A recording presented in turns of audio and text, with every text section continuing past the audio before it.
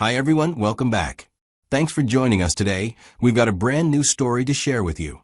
So let's begin. My name is Arthur. When your wife of 10 years looks you straight in the eye and says, "I want a divorce," something shifts in you, whether you're ready for it or not. Except, I was ready. But to be honest, I didn't see it coming that day. While the words felt sudden, the truth behind them didn't. I had been living in silence long before she spoke them aloud. She probably thought I'd try to talk her out of it, or at least ask her why. But all I did was take a breath and say, "Okay." She didn't know I had already let go. Before that day, I had been running on fumes. I'd been covering for a colleague who was off on vacation. The days had been long. I barely had enough energy to drive home. By the time I pulled into the driveway, all I could think about was getting out of my damp shirt, taking a hot shower, and collapsing into bed. I'd grabbed a burger and fries on the way home. I hadn't bothered to text Sophia to ask if she wanted anything. The truth was, I already knew the answer. For months now, dinners had been a silent affair, if they happened at all. She had stopped cooking. I had stopped asking. Our conversations had become short and purely functional, like two coworkers forced to share a cubicle. Honestly, it had been a long time since our house felt like a home. When I stepped inside, Sophia appeared from a living room. "Hey, we need to talk," she said. That line alone stopped me in my tracks, because no man wants to hear that sentence from his wife. For the past few weeks, she'd barely looked me in the eye. I'd ask how her day was, and she'd mutter, "Fine," without even glancing up from her phone. I'd come home to silence. And now suddenly she's interested in conversation? Still wearing my shoes, tie half undone, I muttered. "Can I just take a quick shower first? I've had a long day." But she shook her head. "No, this can't wait." And that was it. So I dropped my keys into the bowl by the door, turned toward her slowly, and braced myself for whatever came next. Sophia stood across from me, arms folded, her face unreadable, and said, "I think we need a divorce." At first, I didn't say anything. Not because I didn't hear her, but because I needed a moment to understand how she could be so calm while tearing down something we spent years building. She went on to explain her reasons by saying the marriage felt lifeless, like we were just going through the motions. She mentioned how we lacked intimacy, how we didn't connect the way we used to. She made it sound like we were strangers living under the same roof. And maybe in some ways we were. But the way she painted the picture, like it was some mutual slide into indifference, that's what got to me. Because I knew better. What she called lack of intimacy was something she had used like a tool. Every time I didn't give in to one of her impulsive spending sprees, the punishment came swift and silent. Cold shoulders, turned backs, and weeks of rejection. I'd explain, gently at first, how tight things were and how we needed to be careful. But she didn't want to be careful. She wanted what she wanted, and when she didn't get it, she made sure I felt like the enemy. Her tantrums were quiet and cutting. She would make passive-aggressive comments at every opportunity she got. So when she blamed the decay of the marriage on some vague loss of spark, I couldn't help but feel like she was rewriting history, where she was the victim of emotional neglect. I asked her, "Do you really believe we're beyond repair? Is divorce the only way forward?" She didn't even hesitate, just nodded. Then, without a word, she walked over to the drawer, pulled out a manila envelope, and brought it to me. These were divorce papers, already filled out, just needing my signature. I didn't argue or plead. I just looked at her and realized I didn't recognize the person standing in front of me anymore.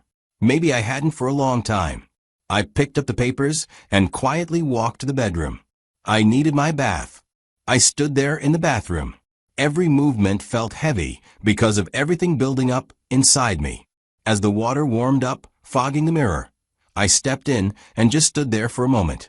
Letting the hot water hit my back, I closed my eyes and let my thoughts run loose.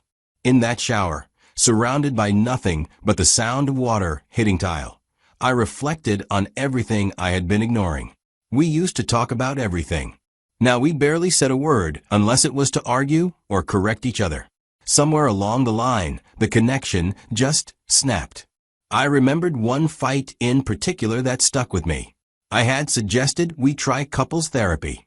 She didn't even look at me, before she laughed and said, "You think I want to sit in a room and talk about our problems like some pathetic housewife?" She made me feel small for even suggesting help. After that, something in me died. She always found a way to compare me to her friends' husbands, too. I wasn't perfect, I knew that, but I wasn't careless either. Still, to her, I was never enough. After a while, I stopped trying to measure up to her imaginary checklist. So when she said she wanted a divorce earlier that evening, I should have been devastated. But in that shower, standing still under the steam, I realized I wasn't broken. I wasn't even sad. I was relieved. Her words didn't crush me. They released me. For the first time in a long time, I wasn't trying to fix something that didn't want to be fixed. I could finally stop pretending. By the time I got out of the shower, my fingers were wrinkled, my skin warm, but my chest felt lighter. I dried off in silence, put on a clean shirt, and walked straight to the bed. I didn't bother saying goodnight. There was nothing left to say. I turned off the lights, lay down, and passed out. The morning after Sophia told me she wanted a divorce, I woke up early, made coffee like I always did, and leisurely took it. I wasn't thinking about how to fix things. I was thinking / how to move on. After a few minutes, I walked into the kitchen where she was scrolling through her phone, and I told her, "I'll need a few days. I want my lawyer to look over the paperwork before I sign anything." She nodded and said, "That's fine." From that moment, her behavior changed almost instantly. Within days, she stopped coming home some nights. And when she did, she'd come in late. She'd leave for girls' nights, dressed like she was 20 again. I didn't need a detective or proof to know she was doing something outside. I just watched the final cracks in what used to be a marriage open wide. At that point, this wasn't something I could fix. When my lawyer finally reviewed the papers, he said, "Honestly, this can be done quietly." We didn't own the house. We were just renting. No kids. No joint savings account. The one we had, she took her money months ago. The car was still under finance. And aside from a few shared kitchen appliances, there was nothing worth fighting over. He made a few small suggestions to avoid unnecessary drama, mostly making sure nothing hidden would come back to bite me. I appreciated that. I wasn't out for revenge. I just wanted to be done. When I got back to Sophia about the divorce, she seemed surprised that I wasn't trying to convince her to stay. She looked at me across the table, eyes searching for something. She probably expected me to beg her, or she thought I'd fall apart. But I didn't. Then she said something, like she was testing the waters. "So you're not even going to fight for us?" I leaned back in the chair, took a breath while looking at her, without flinching. "No," I said. "There's nothing to fight for if you've already made up your mind. You want it out, Sophia." I'm just stepping aside.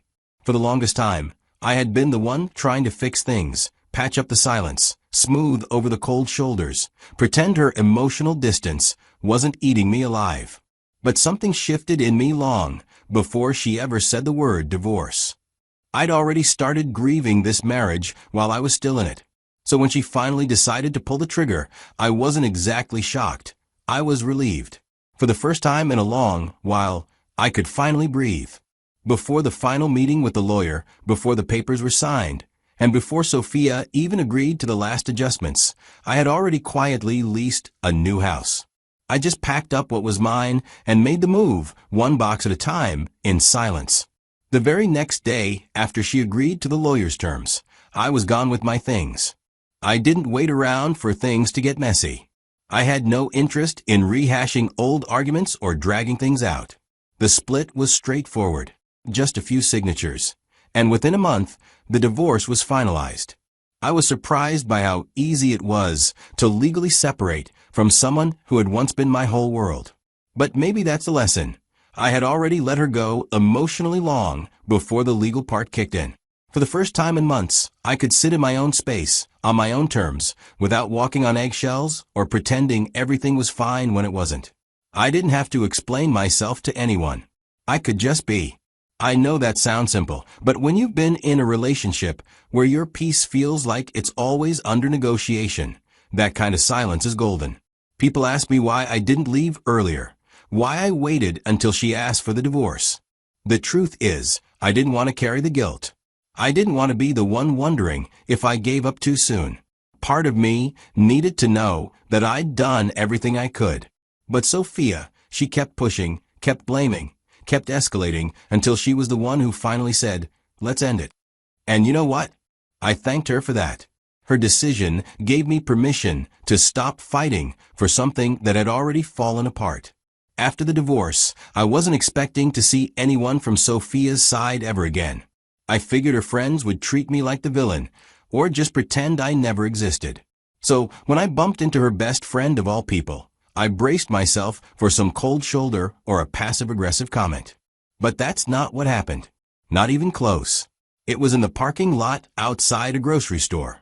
I happened to have my new apartment a few blocks away from her friend's place. As I was loading bags into the trunk, I heard someone say my name softly. I turned around, and there she was, my ex-wife's best friend. She used to come over to our place sometimes. I never really got the sense she liked me much. But now, she looked at me with something more sincere. Like she actually saw me. She said, "I heard about the divorce. I just wanted to say, I'm sorry things ended the way they did. You didn't deserve that." I stood there for a second, not sure how to respond. It was so unexpected that I didn't even know what to feel. Then she added, "Honestly, Arthur, you were always good to her. Some of us saw it. She just didn't know how lucky she was." That hit me harder than I expected. I think it was the first time anyone from her circle acknowledged that I wasn't the bad guy, that I had tried and wasn't crazy for feeling the way I did. Then, to my surprise, she offered to help me. She asked if I needed help setting up the new place, anything. I thanked her, but I said no. I didn't want to blur lines or start anything weird. I was still finding my footing, and I wasn't ready to invite people into that space just yet. That small conversation made me start thinking. If my ex-wife's best friend, who used to be close to Sophia, could see my side, what was really going on behind the scenes? What kind of things had Sophia been saying to her friends about me? And were all of them really on her side, or were they just watching things fall apart without saying a word? That moment planted a seed. I started wondering how much of Sophia's coldness had come from her, and how much of it had been influenced by the people around her. Her best friend's kindness made me question the dynamics I hadn't seen before. And more than anything, it reminded me that sometimes the truth shows up when you least expect it, and from people you never thought would tell it. 6 months had gone by since the papers were signed, and I'd just begun to settle into my new rhythm. Then, out of the blue, I got a message from Sophia that read, "Do you ever feel like maybe we rush things?" After reading it, my first reaction wasn't anger or confusion. It was stillness. I knew something must have shifted on her end, because I hadn't left any room for mixed signals when we parted ways. So I asked her to clarify. She begged for us to meet and talk, which I kicked against at first, but later agreed to. We ended up meeting in a public cafe. She opened up. She said she'd been thinking about everything, about me, about how things ended, and about the person who'd encouraged her to pull the trigger on our marriage. Her best friend. The one I had run into at the grocery store who was acting all nice and understanding. My ex-wife confessed how she kept whispering in her ear about what she deserved, how other women had it better, and how she should stop settling. What Sophia didn't know was that the same lady was being friendly to me a week after our separation. If I had allowed her, she would probably be frequenting my home. I kept my distance and didn't entertain it. Sophia continued by saying she'd finally seen her best friend without the mask. Since the divorce, they'd spent more time together. Enough time for Sophia to notice some cracks. All those stories the best friend used to tell about her generous, affectionate husband? Lies. The man barely let her speak. He was loud, dismissive, and constantly undermined her in front of others. Sophia told me she watched her best friend shrink in his presence. The same woman who once lectured her about independence didn't even have the freedom to finish a sentence around her own husband. That's when the guilt hit her. She told me, "I spent so much time comparing you to this imaginary version of her husband, and you were the one actually showing up, doing the work, trying to hold us together." I didn't say anything. I just listened. Then she asked the question I half expected, but wasn't sure I'd hear. "Do you think there's any way we could try again?" I just looked at her and told her, No, I don't want to go back, because I finally understood what peace actually felt like. She sat there in front of me, saying all the things I used to beg to hear. I miss you. I didn't know how good I had it. I made a mistake. Maybe a few months ago, those words would have broken me. But now they felt like echoes in an empty room. The truth is, I've grown to enjoy the quiet. I've come to value my own company. There's no more tension waiting for me at the door, no silent treatment during dinner, no emotional tug-of-war every time I try to speak my mind. I've learned how to sleep without feeling like there's a storm brewing beside me. That kind of peace. It's not something I'm willing to give up. I told her I wasn't angry and I wasn't trying to hurt her, but I was done. I had spent so much of our marriage twisting myself to keep things together. And now that I've stepped away from it, I see how much of myself I lost in the process. I've got that part of me back now, and I'm not letting it go again. She tried to remind me of the good times. I reminded her of the nights I came home feeling invisible. She said she'd change. I told her she had every chance to change when it mattered. But I'm not someone's backup plan. I'm not a comfort zone to return to when other options fall through. In the end, I wished her well. And I meant it because that chapter is closed. And I'm okay with that.